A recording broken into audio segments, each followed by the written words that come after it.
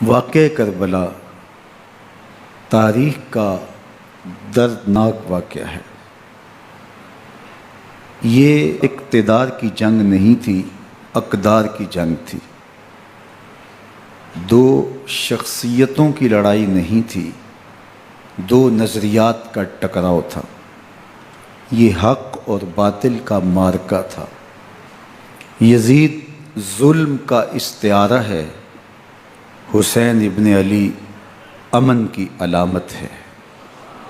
یزید جبر کا پتلا ہے، حسین صبر کا پیکر ہے۔ یزید اپنی بدطینت فطرت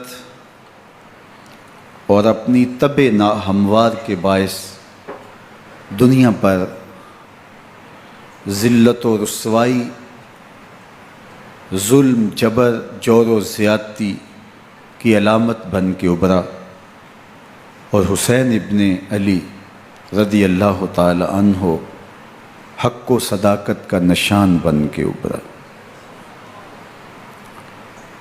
کربلا کے تپتے ہوئے ریگزار میں حسینی اور یزیدی دو کردار سامنے آتے ہیں۔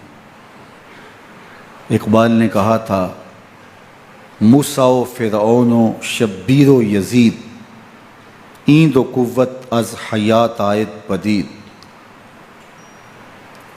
زندہ حق از قوت شبیری است، باطل آخر داغ حسرت میری است، سرخ رو عشق غیور از خون او، شوخی ای مصرع از مضمون او، تا قیامت قطع استبداد کر، موج خون او چمن ایجاد کر۔ یزید بہدل کی بیٹی محسون کا ناپاک بیٹا تھا، اور حسین محمد عربی کی بیٹی فاطمہ کا شہزادہ تھا۔ یزید دمشق کے اطراف میں سرجون اور جریر اختل جیسے اوباشوں کے جھرمٹ میں پل کے جوان ہوا۔ حسین کے گھر کا دروازہ مسجد نبوی کے اندر کھلتا تھا۔ یزید نشے میں دھت ہو کر کے نمازیں چھوڑ دیتا تھا۔ حسین کی کربلا کے اندر بھی نماز تہجد قضا نہیں ہوئی۔ یزید ظلم کا دوسرا نام ہے، حسین امن کی علامت ہے۔ یزید نے زندگی میں ایک مرتبہ حج کیا اور شراب کے مٹکے ساتھ لے کے آیا، اور اختل اور دیگر گویوں اور مغنیوں کو اپنے ساتھ رکھا تاکہ سفر آسانی سے کٹے۔ حسین ابن علی نے 25 حج سواری ہونے کے باوجود پیدل کیے۔ یزید حج بیت اللہ کے بعد مدینہ المنورہ آیا اور شراب کی ایک مجلس بپا کی۔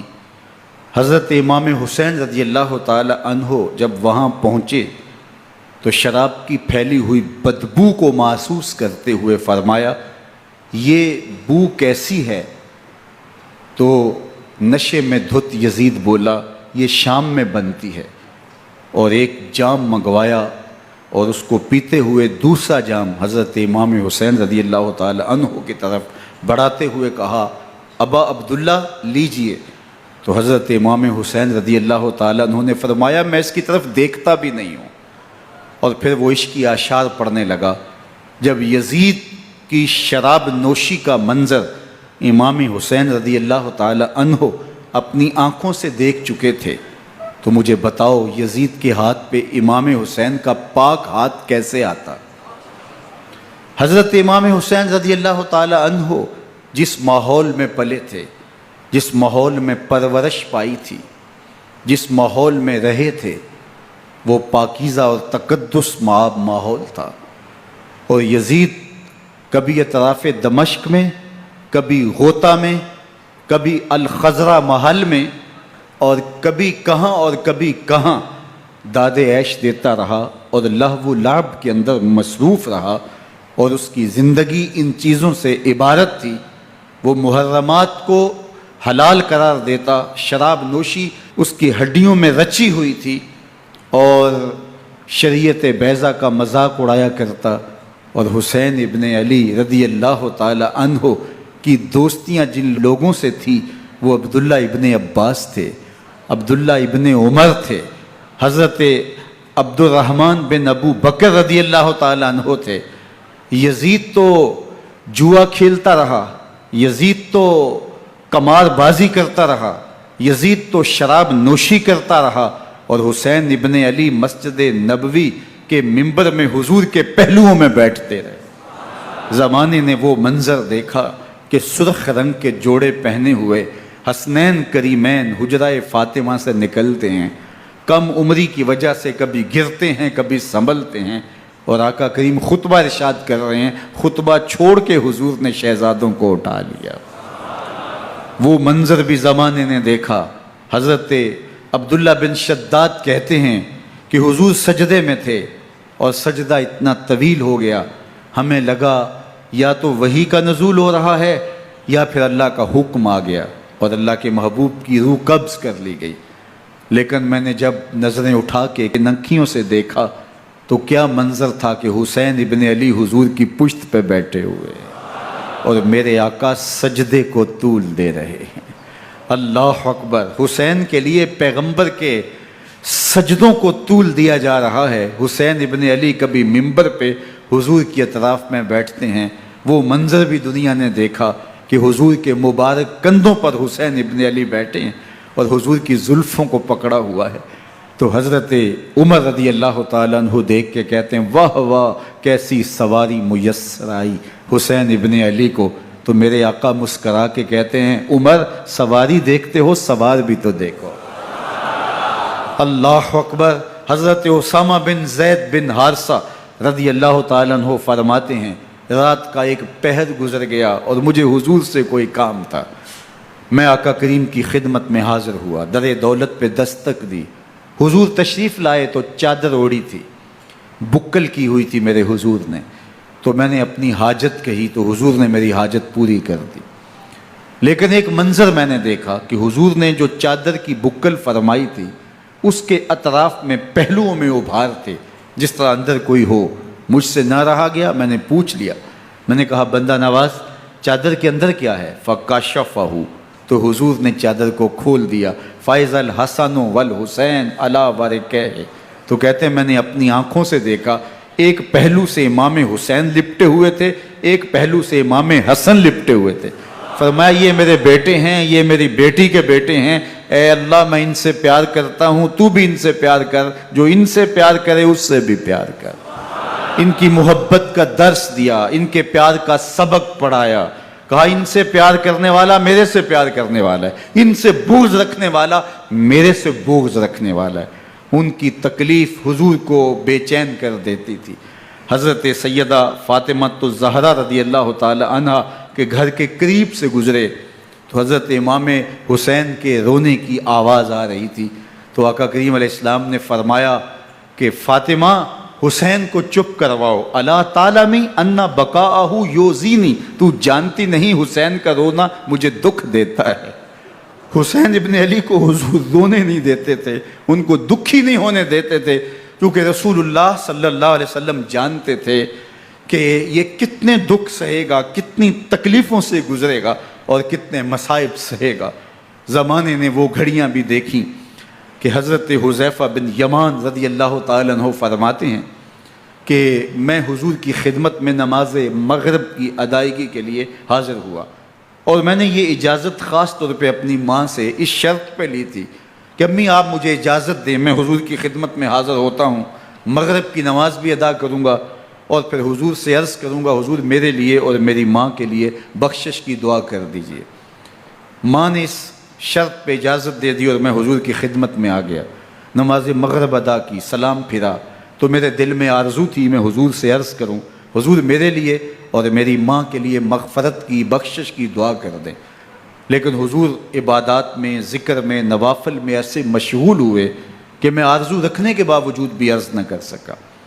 خیر نماز عشاء کا وقت ہوا، اذان پکاری گئی، حضور مصلی پہ آئے، نماز پڑھی، سلام پھرا، تو میرے دل میں پھر خیال آیا کہ ماں سے ایک نماز کی چھٹی لی تھی، نمازیں بھی 2 ہو گئیں، ماں نے جاتے پوچھنا ہے حضور سے میرے لیے اور اپنے لیے مغفرت کی، بخشش کی دعا کروائی تھی، تو کیا جواب دوں گا؟ اور حضور اٹھے اور کاشانہ اقدس کی طرف چل دیے۔ اب میرے دل میں یہ خیال رہ کے آ رہا تھا کہ ماں کو کیا جواب دوں گا؟ میں تو حضور سے بخشش و مغفرت کی دعا کروا ہی نہیں سکا۔ جب حضور چل پڑے تو غیر ارادی طور پہ میں بھی حضور کے پیچھے چل پڑا۔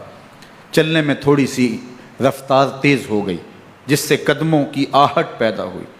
تو جب آواز پیدا ہوئی تو حضور نے رخ پھیرے بغیر فرمایا، من ھذا، میرے پیچھے پیچھے کون آ رہا ہے؟ پھر خود ہی کہا، حذیفہ تو نہیں؟ تو میرا دل دھڑک رہا تھا، قل تو نعم، میں نے کہا جی حضور میں حذیفہ ہوں۔ فرمایا، ما حاجتک غفر اللہ لک ولامک، کیا کام ہے؟ اللہ تجھے بھی بخش دے، تیری ماں کو بھی بخش دے۔ اب جو کام تھا وہ جنبش لب سے پہلے ہی ہو گیا، یہاں تو لفظوں کا سہارا بھی نہیں لینا پڑتا، وہ بند لبوں کی بولیاں بھی سنتے ہیں۔ اقبال بولا ہے، فروغت صبح آثار و دہور، چشم تو بی نندائے ما فی الصدور، تیری نظر تو سینوں کے چھپے راز بھی دیکھتی ہے۔ تو کہا، ما حاجتوں کا غفر اللہ لک ولامک، اللہ تجھے بخش دے، تیری ماں کی بھی مغفرت کر دے، کیا کام ہے؟ اب جو کام تھا وہ تو ہو گیا۔ تو میرے حضور نے ارشاد فرمایا، حذیفہ سنو، ابھی ایک فرشتہ آیا ہے جو اس سے قبل دھرتی پر پہلے کبھی نہیں آیا، آج پہلی مرتبہ اللہ سے اجازت لے کے 2 کام کرنے آیا ہے۔ ایک تو مجھے سلام کرنے آیا ہے، اور دوسرا خوشخبری دینے آیا ہے کہ آپ کی بیٹی فاطمہ جنتی عورتوں کی سردار ہے، اور حسن اور حسین جنتی جوانوں کے سردار۔ ایک طرف یزید ناپاک میسون کا پلیت بیٹا، اور ایک طرف محمد عربی کا نواسا، فاطمہ کے دودھ کا اثر، علی المرتضیٰ کے خون کی تاثیر، رسول اللہ صلی اللہ علیہ وسلم کے کندھوں پہ بیٹھنے والا۔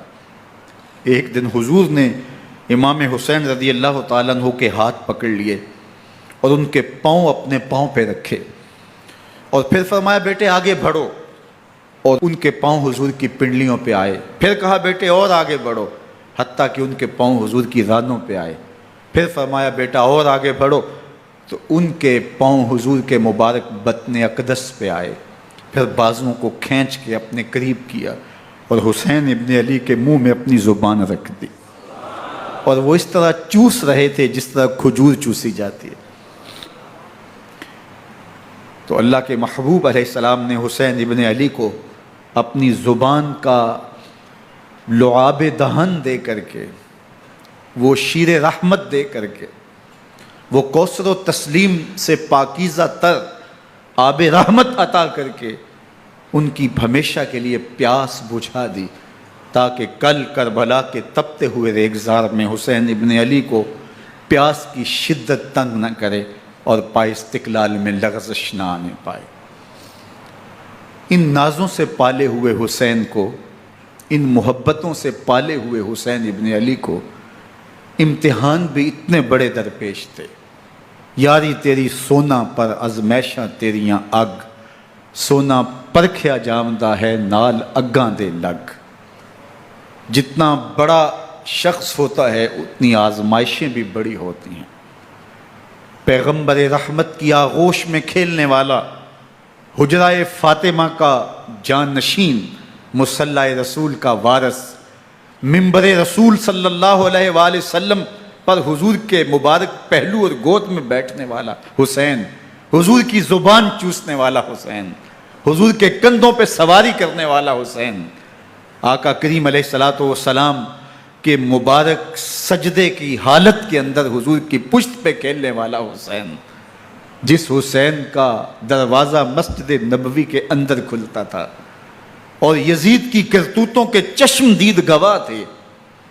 یزید جب تخت نشین ہوتا ہے تو اسے یہ فکر ہوتی ہے کہ امام حسین، عبداللہ بن زبیر، عبداللہ بن عمر، عبداللہ ابن عباس یہ میری بیعت کریں. اور وہ ولید بن عقبہ کو لکھتا ہے کہ ہر صورت میں ان کی بیعت لو، اور اگر بیعت نہ دیں تو سختی کرو. حضرت امام حسین رضی اللہ تعالی عنہ کو بلاوا آتا ہے کہ آپ کو دارالامارت میں گورنر ہاؤس میں بلایا جا رہا ہے. ولید بن عقبہ کا پیغام آپ کو پہنچتا ہے. آپ اس وقت فرماتے ہیں کہ اس وقت جو پیغام پہنچا ہے وہ کسی خطرے سے خالی نہیں ہے. تو کچھ سواروں کو ساتھ لیا، کہا تم دارالامارت کے باہر کھڑے رہنا، اگر میری آواز بلند ہوئی تو اندر آ جانا، ورنہ تم انتظار کرنا. آپ اندر گئے. ولید بن عقبہ نے مروان کو بھی بلایا تھا.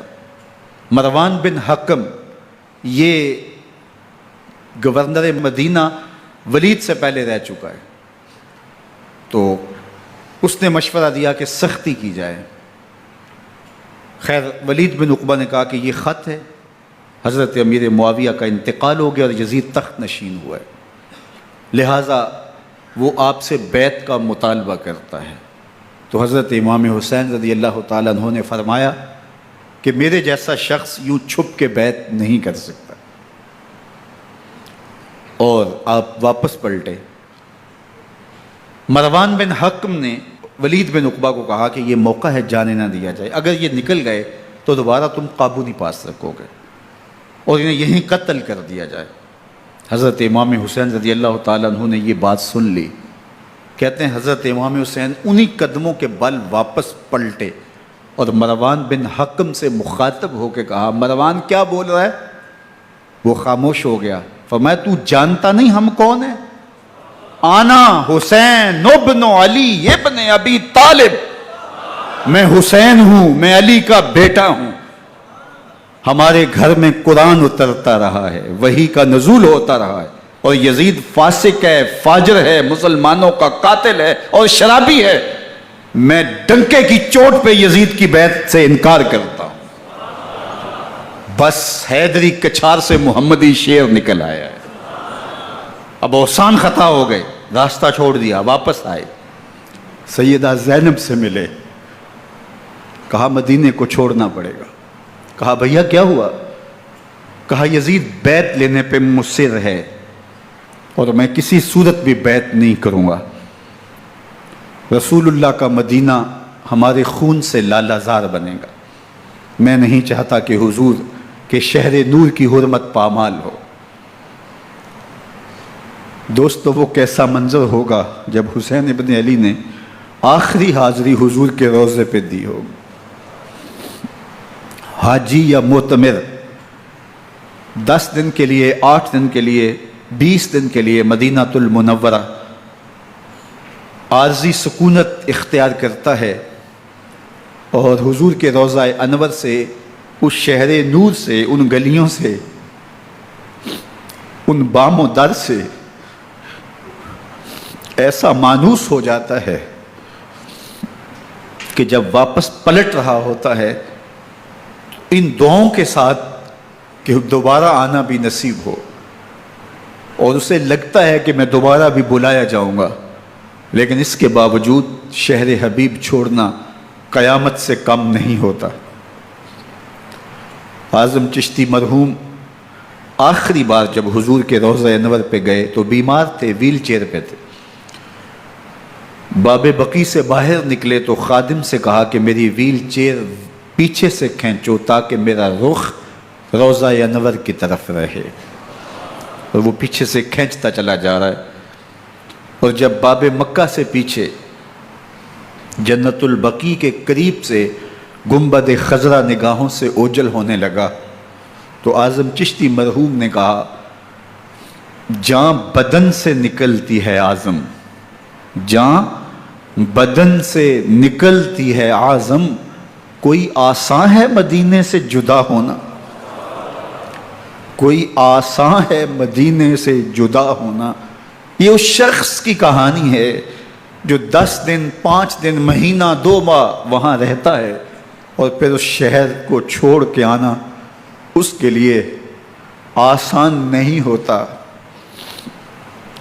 اور مجھے بتاؤ کہ حسین جو پیدا مدینے میں ہوا، جس کے گھر کا دروازہ مسجد نبوی کے اندر کھلتا تھا، جو مسجد نبوی کے اندر پرورش پا کے جوان ہوتا ہے اور مدینے کی گلیوں میں کھیلتا رہا، اس حسین ابن علی کے لیے مدینہ چھوڑنا، اور پھر وہ اس بات کا علم اور شعور رکھتے تھے کہ یہ آخری بار حضور کے در پہ حاضری ہے، دوبارہ اس شہر نور میں نہیں آ سکوں گا، تو کیا قیامت ہوگی اور کیا منظر ہوگا۔ محمد بن حنفیہ کے علاوہ خاندان نبوت کے جتنے لوگ تھے ان سب نے شہر مدینہ کو الوداع کہا، اور رات کے موقع میں مدینہ المنورہ کو، مسجد نبوی کو چھوڑ کر کے مکہ کی جانب عازم سفر ہوئے۔ 3 شعبان المعظم کو مکہ المکرمہ پہنچتے ہیں، ادھر کوفیوں کے خطوط آنے شروع ہو جاتے ہیں۔ حضرت امام حسین رضی اللہ تعالیٰ عنہ مسلم بن عقیل رضی اللہ تعالیٰ عنہ کو صورتحال معلوم کرنے کے لیے بھیج دیتے ہیں۔ 40,000 کوفی آپ کے ہاتھ پہ بیعت کر لیتے ہیں۔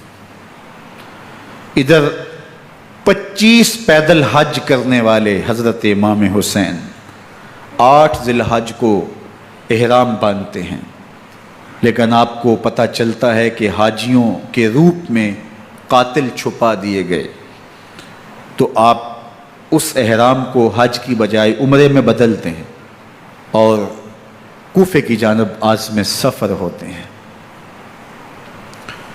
کائنات والو، ذرا سینے پہ ہاتھ رکھ کے دیکھو کہ یہ کتنا مشکل مرحلہ تھا۔ اس دین کی آبرو کو بچانے کے لیے حضرت امام حسین رضی اللہ تعالیٰ عنہ نے کتنا بڑا قدم اٹھایا۔ آپ کے بہیخہ، دوست، احباب عبداللہ بن عمر یہ سارے روکتے ہیں۔ عبداللہ بن عباس کہتے ہیں حضرت نہ جائیے، الکوفی لا یوفی، کوفی کبھی وفا نہیں کرتے، آپ کے والد کو وہاں شہید کیا گیا، لیکن آپ ایک فرض کو نبھانے جا رہے ہیں۔ میرے غم گسارو، میرے مہربانوں، نہ روکو مجھ کو جانے دو، مجھے نانے کے دی کی ڈوبتی کشتی بچانے دو، میں جاتا ہوں کہ دنیا پر وفا کا نام رہ جائے، میں رہوں نہ رہوں پر عظمت اسلام رہ جائے۔ میں نہیں جاتا تو نبی کے گھر کی آن جاتی ہے، میں نہیں جاتا تو نبی کے گھر کی آن جاتی ہے، تمہارا دین جاتا ہے، میری غیرت ایمان جاتی ہے۔ حضرت امام حسین یہاں سے چلتے ہیں، ابھی راستے میں ہی پہنچتے ہیں کہ یہ خبر آتی ہے کہ کوفے والوں نے بے وفائی کر دی، حضرت مسلم بن عقیل رضی اللہ تعالیٰ عنہ کو شہید کر دیا گیا، نعمان بن بشیر معزول کر دیے گئے، ابن مرجانہ ابن زیاد وہاں متعین کر دیا گیا جو سخت گیر شخص تھا، اور اس نے لوگوں کو ڈرایا، دھمکایا، اور کوفے کے لوگوں کے دل بدل گئے اور وہ بیعتیں توڑنے لگے۔ وہ منظر مسجد کوفہ کا کتنا دل گداز تھا، جب امام نماز کے لیے کھڑے ہوئے تو 40,000 لوگ آپ کے پیچھے تھا۔ جب سلام پھیرا اور امام نے دیکھا کہ پیچھے لوگ نہیں ہیں، پھر لوگوں نے اپنے دروازے بھی بند کر لیے۔ رات کی تنہائیاں ہیں اور حضرت مسلم بن عقیل کو کوئی پناہ دینے والا نہیں ہے، لوگوں نے دروازے بند کر لیے کہ کہیں ہمارے گھر میں نہ آ جائیں اور ہم مشقت اور حکومتی تشدد کا شکار نہ ہوں۔ کتنا دردناک لمحہ ہے حضرت مسلم بن عقیل رضی اللہ تعالیٰ عنہ پہ، اور پھر حضرت مسلم بن عقیل بے دردی سے شہید کر دیے جاتے ہیں۔ آپ ابھی راستے میں ہیں، یہ ساری کہانی پہنچتی ہے کہ حضرت مسلم شہید کر دیے گئے اور بے دردی سے شہید کر دیے گئے۔ وہ جنہوں نے خط لکھے تھے کہ ہم آپ کے ساتھ ہیں اور ہم منتظر ہیں، چشم بھرا ہیں، آپ کے قدموں کی چاپ سننے کے لیے بےتاب ہیں، آج انہوں نے بیعتیں توڑ دی۔ 40,000 کوفی منحرف ہو گئے۔ مسجد کوفہ کا وہ منظر کس قدر روح کو تڑپا دینے والا تھا۔ ہم پچھلے سال عصر اور مغرب کے درمیان جب کوفہ پہنچے تو سورج ڈوبنے کے قریب تھا۔ میں نے اپنی زندگی میں اتنا اداس موسم کہیں نہیں دیکھا جتنا اداس موسم کوفے میں دیکھا۔ ایسے لگتا تھا جس طرح کوفے کی آب و ہوا آج بھی شرمندہ ہے جو مسلم بن عقیل اور خاندان نبوت کے ساتھ اہل کوفہ نے کیا۔ حضرت امام حسین رضی اللہ تعالیٰ عنہ کو ان کے بہی خواہوں نے، اعزاء نے، اقربا نے، دوستوں نے، آوان و انصار نے، ساتھیوں نے کہا کہ حضرت حالات یکسر تبدیل ہو گئے، اب ہمیں مراجعت کر جانی چاہیے، واپس پلٹ جانا چاہیے۔ تو حضرت امام حسین کافی سوچ بچار میں رہے، پھر اس کے بعد آپ نے فیصلہ کیا کہ ہم آگے بڑھیں گے۔ دوستوں نے کہا کہ حضرت اگر آپ آگے بڑھیں گے تو ہمیں لگتا ہے کہ وہ آپ کے ساتھ سلوک اچھا نہیں کریں گے اور آپ بچوں کے سامنے پیاس سے شہید کر دیے جائیں گے۔ تو حضرت امام حسین رضی اللہ تعالیٰ عنہ نے وہاں ایک خطبہ ارشاد فرمایا کہ لوگوں تم جو مجھے بتا رہے ہو مجھے اچھی طرح معلوم ہے، جو تم مجھے منظر پیش کر رہے ہو وہ میری نگاہوں میں ہے، اور جو کچھ ہونے والا ہے چشم تصور وہ منظر دیکھ رہی ہے۔ چونکہ حضرت امام حسین رضی اللہ تعالیٰ عنہ کی شہادت کی خبر حضرت امام حسین کے پیدا ہوتے ہی خاندان نبوت میں عام تھی۔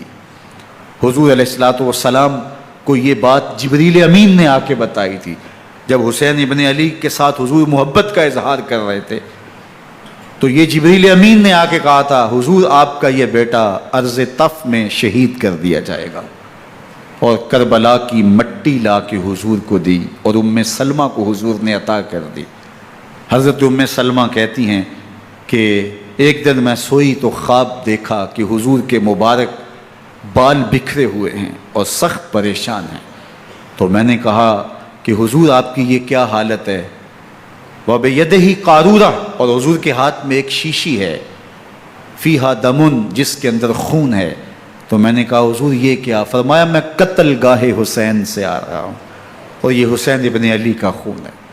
تو کہا 10 محرم کا دن تھا، دوپہر کا یہ منظر تھا، میں کیلولہ کر کے اٹھی، جب میں نے دیکھا تو وہ شیشی جس میں کربلا کی مٹی رکھی تھی وہ خون بن چکی تھی۔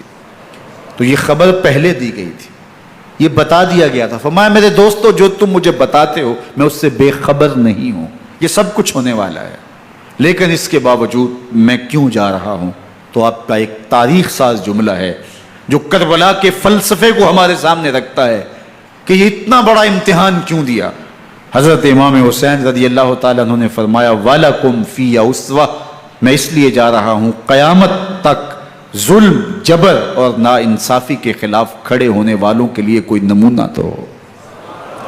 میری زندگی قیامت تک ظلم، جبر اور استحصالی نظام کے خلاف کھڑے ہونے والوں کے لیے نمونہ ہے۔ تو حضرت امام حسین رضی اللہ تعالیٰ عنہ نے حق اور باطل کے درمیان ایک سرخ لکیر کھینچ دی اپنے خون سے۔ اب حق اور باطل کا امتیاز کرنا مشکل نہیں ہے، کوئی باطل پہ اڑا رہے تو الگ بات ہے، لیکن امتیاز کرنا مشکل نہیں ہے۔ حدود بالکل واضح کر دی۔ اقبال نے یہاں کتنی خوبصورتی کے ساتھ اس مضمون کو نبھایا۔ سرخ رو عشق غیور از خون او، شوخی این مصرع از مضمون او، تا قیامت قطع استبداد کر، موج خون او چمن ایجاد کر۔ ایک جہاں آباد کر دیا، حق اور باطل کی راہیں اجال دی۔ اب لوگوں کو یزید کا چہرہ پہچاننے میں دیر نہیں لگتی، وقت کے ہر یزید کا چہرہ آسانی سے پہچانا جا سکتا ہے۔ یہ معرفت زمانے کو کروائی کس نے؟ حسین ابن علی نے کروائی رضی اللہ تعالی عنہ۔ تو حضرت امام حسین نے فرمایا کہ جو میرے ساتھ ہونے والا ہے میں اچھی طرح جانتا ہوں، لیکن میں اس کے باوجود آگے بڑھوں گا۔ پھر بڑھے اور کربلا میں جا کے خیمہ زن ہو گئے۔ 7 محرم کو پانی بند کر دیا گیا۔ پانی بند ہوا تو کھانا بھی میسر نہیں تھا، لیکن ذکر پانی کا ہوتا ہے اس لیے کہ کھانے کے بغیر انسان کئی دن کاٹ لیتا ہے، لیکن پانی کے بغیر گزر نہیں ہوتی۔ تو فرات کی نہر سامنے اپنی موجوں کے ساتھ چمک رہی ہے، لیکن ایک قطرہ آب بھی آل رسول کو نہیں دیا جا رہا۔ کائنات کے اندر ایسے انوکھے امتحان بھی ہوتے ہیں۔ وارثوں ساقی کوثر کے، مالک ہوں حوض کوثر کے، اور بیٹے ہوں ساقی کوثر کے، اور آج ایک بوند پانی کی بھی میسر نہ ہو۔ صبر کا امتحان ہے، عزیمت کا امتحان ہے۔ حضرت امام حسین رضی اللہ تعالیٰ عنہ خیمہ زن ہو گئے۔ 3 دن تک پانی بند رہتا ہے۔ 9 محرم کو رات کی تنہائی میں حملہ آور ہونا چاہتے ہیں، لیکن آپ نے کہا کہ ہمیں اللہ کے حضور عبادت اور ذکر کے لیے وقت دیا جائے۔ ساری رات ذکر میں گزرتی ہے، عبادات میں گزرتی ہیں۔ رات کے اندھیرے میں آپ چراغ بجھا دیتے ہیں۔ آوان و انصار کو کہتے ہیں کہ ان کی دشمنی میرے ساتھ ہے، انہیں میرا خون چاہیے، اگر تم رات کی تاریکی میں نکل جاؤ تو میں تم سے کوئی مواخذہ نہیں کروں گا، اور یہ بھی تمہارا پیچھا نہیں کریں گے، اس لیے کہ ان کا مطلوب تم نہیں ہو، ان کا مطلوب میں ہوں۔ جب چراغ جلایا تو کوئی بھی نہیں گیا۔ مسلم بن نوسجہ کھڑے ہو کے کہتے ہیں حضرت اگر ہمارے بدن کو 70 بار کاٹا جائے اور جلایا جائے اور ہواؤں میں اڑا دیا جائے پھر بھی آپ کا ساتھ نہیں چھوڑیں گے۔ 70 سال کے بوڑھے ہیں حبیب بن مظاہر، کہتے ہیں حضرت آپ کو چھوڑ کے جائیں کہاں، آپ کو چھوڑ کے جائیں کہاں؟ کوئی ساتھ چھوڑنے کے لیے تیار نہیں ہے۔ پیاس ہے، سخت گرمی ہے، کربلا کا ماحول ہے، 72 افراد اور خاندان کی خواتین میدان کربلا میں خیمہ زن ہیں۔ دوسری طرف لشکر اعداء اشقیا 22,000 کی تعداد میں مقابلے میں، ایک روایت 30,000 کی ہے۔ ان صرف 72 پیاسے لوگوں کے لیے اتنے لوگوں کو جمع کرنے کا مقصد خوف زدہ کرنا تھا۔ شرط ہے کہ یا یزید کی بیعت کر لیں، محاصرے توڑ دیں گے، پانی دستیاب ہوگا، اعزاز و اکرام سے نوازا جائے گا، خزانوں کے منہ کھول دیے جائیں گے۔ لیکن حسین ابن علی کہتے تھے سب کچھ لٹ جائے گا، باطل کے ہاتھ پہ ہاتھ نہیں رکھوں گا۔ اللہ اکبر۔ اب صبح طلوع ہوتی ہے، عاشور کا دن چڑھتا ہے، سورج اپنی پوری تمازت کے ساتھ گرمی برسا رہا ہے۔ آج خاندان نبوت کا امتحان زمانے نے دیکھنا ہے۔ رسول اللہ کا لعاب چوسنے والا اس کے صبر کا آج امتحان ہے۔ حضور کے کندھوں پہ کھیلنے والے حسین کا آج امتحان ہے۔ اللہ اکبر۔ حسین ابن علی تمام حجت کرتے ہیں میں نے تمہارا کچھ نہیں بگاڑا، میں نے کسی کا خون نہیں کیا، میں نے کوئی زیادتی نہیں کی، تم کیوں میرے قتل کے در پہ ہو؟ تم جانتے نہیں میں کون ہوں؟ میں تمہارے نبی کا نواسا ہوں، رسول اللہ صلی اللہ علیہ وآلہ وسلم کے کندھوں پہ کھیلتا رہا ہوں، حضور کا لعاب چوستا رہا ہوں، اور میں بوسہ گاہ رسول صلی اللہ علیہ وآلہ وسلم ہوں۔ لیکن ان اشقیاء کے دل پر کوئی چیز اثر انداز نہیں ہوتی۔ ایک ہور ہے، اللہ اس کے دل میں نرمی ڈالتا ہے۔ پہلے تو امام حسین کو گھیر کے لے کر کے آتا ہے، لیکن بعد میں وہ قافلہ یزید سے قافلہ حسین کی طرف آ جاتا ہے۔ امام حسین فرماتے تو دنیا میں بھی ہور ہے، آخرت میں بھی ہور ہے، آزادی مل جاتی ہے۔ باقی 22,000 کا لشکر جرار امام حسین کے قتل کے در پہ ہے۔ پھر تاریخ نے خاندان نبوت کا وہ انوکھا امتحان دیکھا۔ حضرت امام حسین کے بچے بالخصوص خواتین پیاس کی شدت میں حلق خشک ہیں۔ حضرت سکینہ تڑپ کے اپنے باپ سے کہتی ہیں کہ مجھے 6 ماہ کے لیے اصغر کی پیاس نہیں دیکھی جا رہی۔ بچے کو ہاتھوں پہ اٹھاتے ہیں اور نہر فرات کے کنارے پہنچ کے فرماتے ہیں اشقیاء سے مخاطب ہو کے تمہارا معاملہ میرے ساتھ ہے، اس 6 ماہ کے بچے نے تمہارا کچھ نہیں بگاڑا، اور چلو بھر کے اس کا حلق سیراب کرنا چاہتے ہیں۔ ایک 2 شاخہ تیر آتا ہے جو حضرت علی اصغر کے گلے کو چیر دیتا ہے۔ راوی لکھتے ہیں کہ وہ عام تیر نہیں تھا، جانوروں کو شکار کرنے کے لیے جو بڑے تیر ہوتے ہیں وہ 2 شاخہ تیر تھا۔ وہ گردن کو کاٹ دیتا ہے، خون بہنے لگتا ہے، گردن لٹک جاتی ہے۔ حضرت امام حسین وہ بہتا ہوا خون اپنے چلو میں لیتے ہیں اور آسمان کی طرف اچھال کے کہتے ہیں مالک حسین کی یہ قربانی بھی قبول فرما۔ یہ تماشا لبے بام نہیں ہے۔ بچہ بیمار ہو، ڈاکٹر جواب دے دیں، ماں باپ کے ہاتھ پھول جاتے ہیں۔ زندگی کی سانسیں ابھی چل رہی ہوتی ہیں، لیکن ڈاکٹر کہے کہ یہ میرے بس کا روگ نہیں ہے، کہیں اور لے جاؤ، تو زندگی کا لف و نشر غیر مرتب ہو جاتا ہے۔ میں سلام پیش نہ کروں حسین ابن علی کو، 6 ماہ کا علی اصغر ہاتھوں میں دم توڑتا ہے، گردن لٹک جاتی ہے، خون بہ رہا ہے۔ اب خیموں کی طرف بڑھ رہے ہیں، لیکن زبان پہ شکایت نہیں ہے۔ کہتے ہیں مالک حسین کی یہ قربانی قبول کر لے۔ اب خیموں کی طرف آنا، شہر بانوں ام رباب سیدہ زینب حضرت سکینہ سلام اللہ علیہا کا سامنا کوئی آسان کام نہیں تھا، لیکن حسین ابن علی آتے ہیں، شہزادے کو یہاں خیموں کے قریب رکھ کے کہتے ہیں کہ یہ حوض کوثر سے سیراب ہو گیا ہے۔ اللہ اکبر، کوہرام مچ جاتا ہے خیموں کے اندر، کیا منظر ہوگا اور ان کو کن الفاظ کے پیرائے میں ڈھال کر کے ان کیفیات کو بیان کیا جا سکتا ہے جو اہل بیت کے خیموں کے اندر علی اصغر کی شہادت کے بعد کا منظر رقم ہو رہا ہوگا۔ اللہ اکبر، ادھر اشکیا آوازیں دے رہے ہیں، مبارزت کے لیے پکار رہے ہیں۔ زمانے نے پھر وہ منظر بھی دیکھا کہ جوان بیٹے کو 18 سال کی کمائی حضرت امام حسین میدان عمل میں بھیج رہے ہیں۔ وہ علی اکبر جو حسین کا نور نظر ہے، آنکھوں کا قرار ہے، دل کی تسکین ہے۔ اور پھر حضرت علی اکبر جب گھوڑے کی زین سے فرش زمین پہ گرتے ہیں تو باپ کو آواز دیتے ہیں، اور حضرت امام حسین جو ہے وہ آگے جا کے بیٹے کی لاش اٹھاتے ہیں۔ اللہ اکبر، 18 سال کے بیٹے کی لاش کو کندھوں پہ اٹھا کے خیموں تک لاتے ہیں اور ہاتھ پھیلا کے کہتے ہیں مالک حسین کی یہ قربانی بھی قبول فرما۔ کبھی قاسم بن حسن کی لاش اٹھا کے لاتے ہیں، کبھی اون و محمد کی لاشیں اٹھا کے لاتے ہیں، بھتیجوں کی، بھانجوں کی، بھائی عباس کے کٹے ہوئے بازو اور زخموں سے چھدا ہوا لاشا۔ کیا کیا قیامتیں تھیں جو اس کربلا کے ایک میدان کے اندر نہیں توڑی گئیں۔ حضرت امام حسین پر دکھ پہ دکھ، تکلیفوں پہ تکلیفیں۔ اب 71 لاشیں اٹھا کے خیموں تک پہنچا چکے، اور ادھر مبارزت کی دعوت دی جا رہی، آؤ میدان عمل میں آؤ، اب دیر کیوں کر رہے ہو۔ رسول اللہ کا حرم، رسول اللہ کی شہزادیاں جو نازوں میں پلی تھیں، وہ کلیاں جو شبنم کا بوجھ بھی گوارا نہیں کر سکتی تھی، آج مصیبتوں کے پہاڑ ٹوٹ گئے۔ حضرت امام حسین کبھی شہربانوں کو، کبھی ام رباب کو دلاسا دیتے ہیں، کبھی حضرت زینب کو کہتے ہیں۔ حضرت زینب کربلا کے اس میدان کے اندر بڑے حوصلے کے ساتھ اپنے بھائی کے ساتھ کھڑی رہی، اپنے 2 بیٹے راہ خدا میں پیش کیے، ان کی لاشیں وصول کی، لیکن زینب جس جرأت کے ساتھ، جس پامردی کے ساتھ اس سارے منظر کو حوصلے کے ساتھ سہتی رہی، وہ یقیناً حوصلہ سیدہ زینب سلام اللہ علیہا کا ہی ہے۔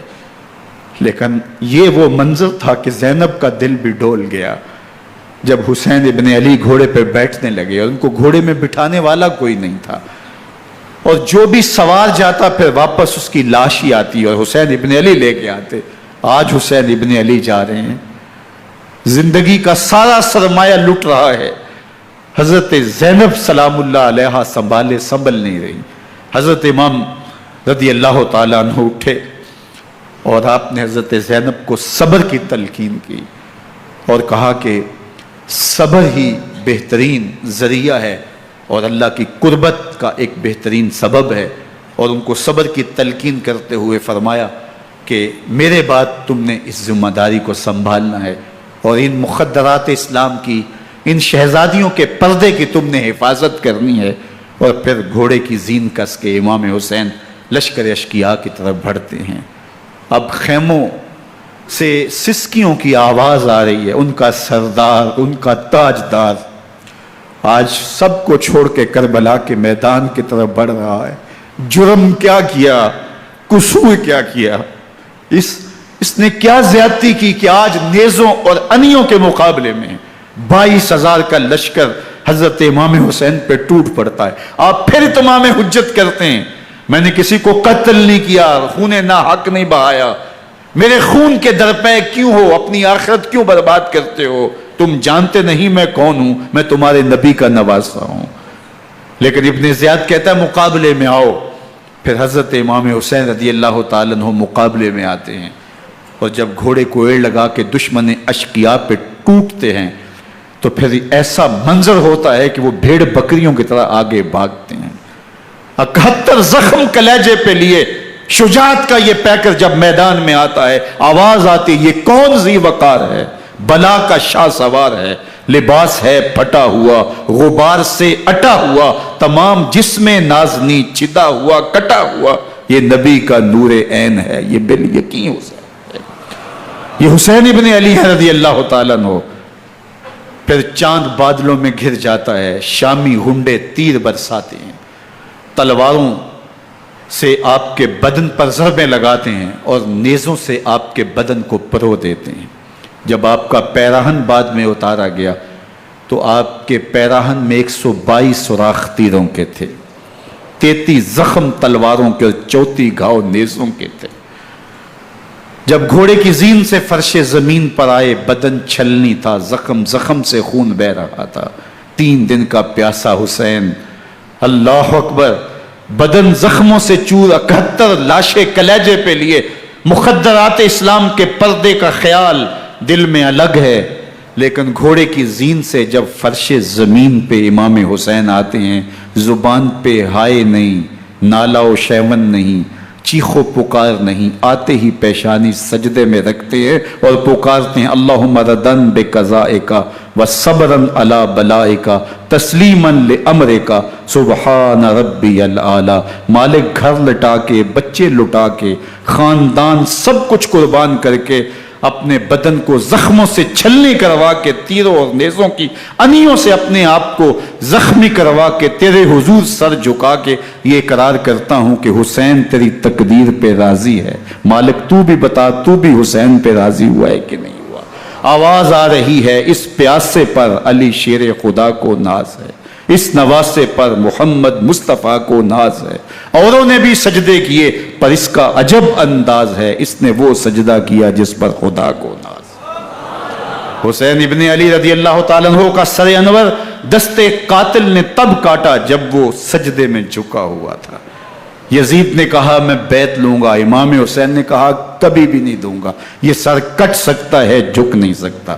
سر کاٹ کے نیزے کی نوک پہ چڑھا دیا گیا اور یہ اس بات کا اعلان تھا کہ ہم جیت گئے اور حسینی ہار گئے، اور لشکر یزید میں غوغا مچ گیا، نقارے بجنے لگے کہ ہم جیت گئے، دیکھو امام حسین شہید کر دیے گئے، اور سر کاٹ کے نیزے کی نوک پہ چڑھایا گیا۔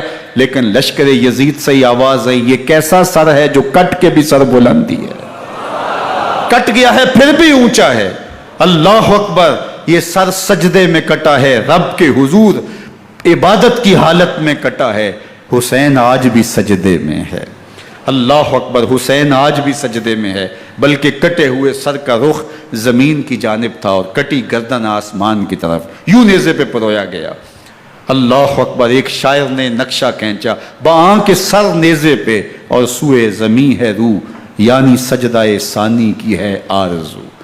رکعت کے 2 سجدے ہوتے ہیں، ابھی ایک سجدہ ہوا تھا کہ دستے قاتل نے سر کاٹ دیا، کہا حسین کی پیشانی میں دوسرے سجدے کی تمنا مچل رہی ہے۔ یہ تھا حسین ابن علی کا سجدہ، ساری زندگی رب کے حضور سجدہ قضا نہیں ہونے دیا۔ آج پانی نہیں ہے، اللہ اکبر، آج تیمم کر لیتے ہیں، آج اپنے خون کو اوڑھ کر کے حسین نے اپنی پیشانی اپنے مالک کے حضور جھکا کر کے عظیمت کی وہ انوکھی داستان رقم کر دی کہ صدیاں گزرنے کے باوجود بھی ان کی یادوں کے چراغ روشن ہیں۔ جب حضرت امام حسین اور دوسرے آیان و انصار کو شہید کر دیا گیا تو ان کے سر نیزوں کی نوک پہ چڑھا دیے گئے، حضرت امام حسین کا کٹا ہوا سر اور باقی 71 افراد کے کٹے ہوئے سر نیزوں کی نوک پہ، اور 10 سواروں کو ابن سعد نے کہا کہ ان کو رون دو، اور گھوڑوں کی ٹاپوں تلے حضرت امام حسین رضی اللہ تعالیٰ عنہ اور ان کے آوان و انصار کو جو ہے وہ روندا گیا، حتیٰ کہ ان کی استخوان مبارک، ان کی ہڈیاں بھی چور چور ہو گئیں۔ روننے سے قبل ان کا لباس اتار لیا، ان کے کپڑے اتار لیے گئے۔ اللہ اکبر، کیسی دردناک گھڑیاں تھیں۔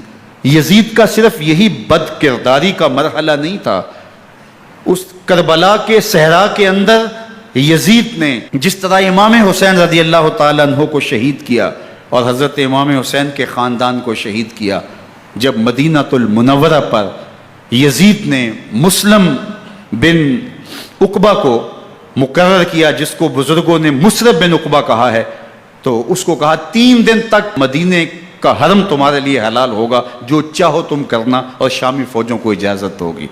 تو وہاں بھی انہوں نے 10,000 تابعین اور 700 صحابہ کو شہید کیا۔ حضرت ابو سعید خدری رضی اللہ تعالیٰ عنہ گھر سے باہر نکلے، کافی بوڑھے ہو چکے تھے، تو انہوں نے حضرت ابو سعید خدری کو پکڑ لیا، کہا تم کون ہو؟ کہا مجھے ابو سعید خدری کہتے ہیں۔ تو کہا ہاں تمہارا نام سنا ہے، اور داڑھی سے پکڑ کے کھینچا اور کہا کہ ہے تمہارے پاس جو ہمیں دو؟ تو کہا کہ میرے پاس تو کچھ بھی نہیں، میں تو فقیر آدمی ہوں۔ تو ان کے گھر ان کو لے گئے، تو 2 کبوتر رکھے تھے حضرت ابو سعید خدری نے، تو وہ کبوتر لوٹ کے لے گئے۔ اللہ اکبر۔ حضرت ابن سنان رضی اللہ تعالیٰ عنہ کو، جو حضور کے علم بردار تھے فتح مکہ کے دن، ان کو ستو پہلے پلائے اور پھر ان کی گردن کاٹی گئی، اور کہا یہ ہے وہ ستو جو تم زندگی میں آخری بار پیو گے۔ ایک گھر میں داخل ہوئی شامی فوج، تو ایک خاتون کے ابھی بچہ پیدا ہوا تھا، اور قابلہ نے، دائیہ نے وہ بچہ ماں کی چھاتی پہ لٹایا، اور وہ ماں کا پہلا دودھ پی رہا تھا۔ تو یہ جا کے کہنے لگے نکالو تمہارے پاس جو کچھ ہے۔ تو اس خاتون نے کہا تم جانتے ہو یہ بچہ کون ہے؟ تو انہوں نے کہا ہم نہیں جانتے۔ کہا یہ حضرت ابن ابی کبشہ انماری رضی اللہ تعالیٰ عنہ کا بچہ ہے، اور یہ وہ صحابی ہیں کہ جو بیعت الشجرہ کے موقع پہ حضور کے ہاتھ پہ بیعت کرتے ہیں۔ انہوں نے اس چیز کا لحاظ نہ کیا کہ جو کچھ ہے وہ ہمیں دو، ورنہ تیرے بچے کو نہیں چھوڑیں گے۔ تو ماں بچے سے مخاطب ہو کے کہتی ہے، ابھی بچہ پیدا ہوا ہے اور ماں سے پہلا دودھ پی رہا ہے، کہ بیٹے اگر میرے پاس کچھ ہوتا، وہ قیمتی سے قیمتی چیز بھی ہوتی، تیری جان کے لیے قربان کرتی، لیکن اس وقت میرے پاس کچھ ہے نہیں۔ تو ایک شکی آگے بڑھا اور بچے کو ایک ٹانگ سے پکڑ کے کھینچ کے دیوار کے ساتھ پٹک کے مارا، جس سے دماغ کا بھیجا نکل گیا۔ کیا کیا زیادتیاں نہیں کی۔ 700 صحابہ حرہ کے واقعہ میں شہید کیے یزید نے، اور 10,000 تابعین شہید کیے۔ مسجد نبوی میں ممبر رسول کے ساتھ گھوڑے باندھے، اور وہ ممبر رسول اور مصلی رسول کے قریب لید کرتے رہے۔ حضرت سید عبد المسیب فرماتے ہیں میں نابینا تھا اور حضور کے روضہ انور کے پاس بیٹھا تھا، اور یزید کے سپاہی آتے، جو بھی مسجد میں نظر آتا پکڑ کے لے جاتے، مجھے نابینا سمجھ کے چھوڑ دیتے، لیکن میں پریشان تھا کہ ظہر کا وقت ہوگا، عصر کا وقت ہوگا، مغرب عشاء کا وقت ہوگا، نہ اذان نہ اقامت نہ جماعت، تو کیسے مجھے پتہ چلے گا کہ نماز کا وقت ہو گیا، اور کیسی میری نمازوں کا کیا بنے گا؟ میں اس فکر میں بیٹھا تھا۔ لم ازل اسمع الاذان والاقامت من قبر رسول اللہ صلی اللہ علیہ وآلہ وسلم۔ فرماتے ہیں جب بھی پھر نماز کا وقت آیا، گنبد خضرا سے اذان کی بھی آواز آئی، اقامت کی بھی آواز آئی۔ 3 دن تک مسجد نبوی کے اندر گھوڑے بندے رہے، اور مدینہ کی حرمت پامال کی۔ مدینہ کے گھروں کے اندر یہ بدکماش داخل ہوئے، اور جو بدکاریاں انہوں نے کی کلیجہ منہ کو آتا ہے۔ 1002 شیزائیں ان بدکاروں کی بدکاریوں کی وجہ سے کنواری حالت کے اندر حاملہ ہوئی۔ 3 دن تک مدینے کا حرم انہوں نے پامال کیا، اور پھر مکہ المکرمہ میں کعبہ اللہ پر گولے برسائے، اور کعبہ کا غلاف جل گیا۔ وہ تو یزید مر گیا، اور حضرت عبداللہ ابن زبیر رضی اللہ تعالیٰ عنہ نے اپنی خلافت کا اعلان کیا۔ یزید کے یہ کرتوت تھے، ادھر اہل مدینہ کو ستایا، ادھر اہل مکہ کو ستایا، اور رسول اللہ صلی اللہ علیہ وسلم کے خانوادے کی بے حرمتی اور توہین کی۔ نہ صرف انہیں قتل کیا گیا، ان کی لاشوں پہ گھوڑے دوڑائے۔ ابن سعد اور شمر جو ہے وہ خیموں میں داخل ہوا، اور مخدرات اسلام کی چادریں چھیننے کی کوشش کی۔ حضرت زینب سلام اللہ علیہ نے مخاطب ہو کے کہا ہمارے چہرے کے رکھوالے چلے گئے ہیں، ظالم تو خیال نہیں کرتا ہم رسول اللہ کی بیٹیاں ہیں۔ حضرت شہربانو، حضرت زین العابدین اور حضرت زینب سلام اللہ علیہم، ان تینوں کو ایک اونٹ پہ باندھا گیا، اور باقی اونٹوں پہ باقی سادات کو، حضور کی شہزادیوں کو باندھا گیا، رسیوں میں جکڑا گیا، اور اونٹوں پہ باندھ کر کے کوفے کی جانب آگے آگے شہیدوں کے سر چل رہے ہیں، اور پیچھے یہ قافلہ چل رہا ہے۔ اور جب یہ قافلہ وہاں سے گزرا جہاں لاشیں پڑی تھی، امام زین العابدین 14 سال کے تھے اور بیمار تھے، اور ان کا حوصلہ نہ ہوا، وہاں غشی ان کے اوپر آنے لگی، اور وہ منظر ابن کثیر نے، باقی لوگوں سب نے لکھا ہے کہ پھر جب ان کی یہ حالت ہوئی تو پھر سیدہ زینب سلام اللہ علیہ، جنہوں نے ابھی تک بڑے حوصلے کے ساتھ ساری مشکلات کا مقابلہ کیا تھا، اب ان کے بندھن ٹوٹ گئے اور آنکھوں سے آنسو بہنے لگے، اور سیدہ زینب تھے امام حسین رضی اللہ تعالیٰ عنہ کی لاش پہ کھڑے ہو کے، اور وہ روندی ہوئی لاش، ٹوٹی ہوئی ہڈیاں، اور وہ بریحاں بدن، کٹا ہوا سر نیزے کی نوک پہ، اور لاش یہ پڑی ہے۔ تو حضرت سیدہ زینب نے مدینے کی طرف منہ کر کے جو ہے وہ حضور سے فریاد کی، یا محمد آہو، یا محمد آہو، ھذا حسین بالآراء مزمل بالدماء، یا محمد آہو بناتوں کا سبایا۔ یا رسول اللہ، اے پیارے آقا، یا جد آہو، اے ہمارے نانا محترم، یہ دیکھیے آپ کا حسین پڑا ہوا ہے، بدن سے کپڑے اتار لیے گئے، خاک ہوائیں اڑا رہی ہیں، اور اس کے اوپر چادر جو ہے وہ مٹی کی پڑ گئی ہے۔ حضور آپ کی اولاد کاٹ دی گئی، اور پھر کہا بناتوں کا سبایا، حضور دیکھیے آپ کی بیٹیوں کے ہاتھ باندھ دیے گئے ہیں، اونٹوں پہ کس دیا گیا ہے، سر شہیدہ آگے آگے چل رہے ہیں، اور حضرت سیدنا امام حسین کا آگے آگے سر ہے۔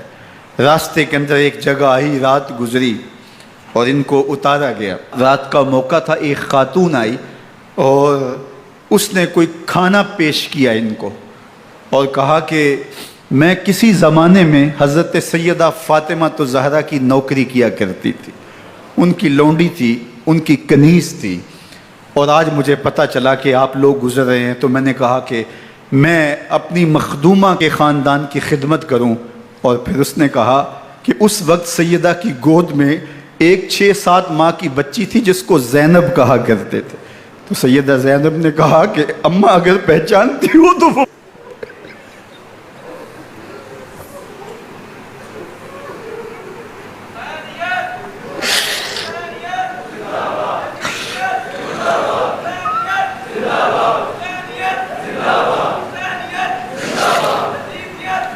یہ تاراج اور لٹا ہوا کارواں پھر وہاں سے کوفے میں کیسے پہنچا، اور کوفے کے اندر سیدہ زینب سلام اللہ علیہا نے وہ یزید کے دربار میں، ابن زیاد کے دربار میں وہ جرأت آمیز جو باتیں کہیں، اللہ اکبر، زینب کی زبان میں علی کی خطابت بول رہی تھی، اور پھر دشمن اور دوست سارے رونے لگے، اور وہ کیا دل گداز منظر تھے۔ اور پھر یہ سروں کا قافلہ اور سادات کرام کا مشکیں کسی ہوئی ہیں اور اونٹوں پہ باندھے ہوئے، ان کو وہاں سے پھر قادسیہ، اور قادسیہ سے پھر دمشق یزید کے دربار میں پہنچایا گیا، اور وہاں سے یہ لٹے ہوئے خانمہ برباد تاراج لوگ مدینہ المنورہ میں کیسے پہنچے، اور اہل مدینہ نے کیسے استقبال کیا، اور وہ منظر کتنا دل گداز تھا جب اہل مدینہ زینب سے پوچھتے تھے زینب حسین کہاں ہے؟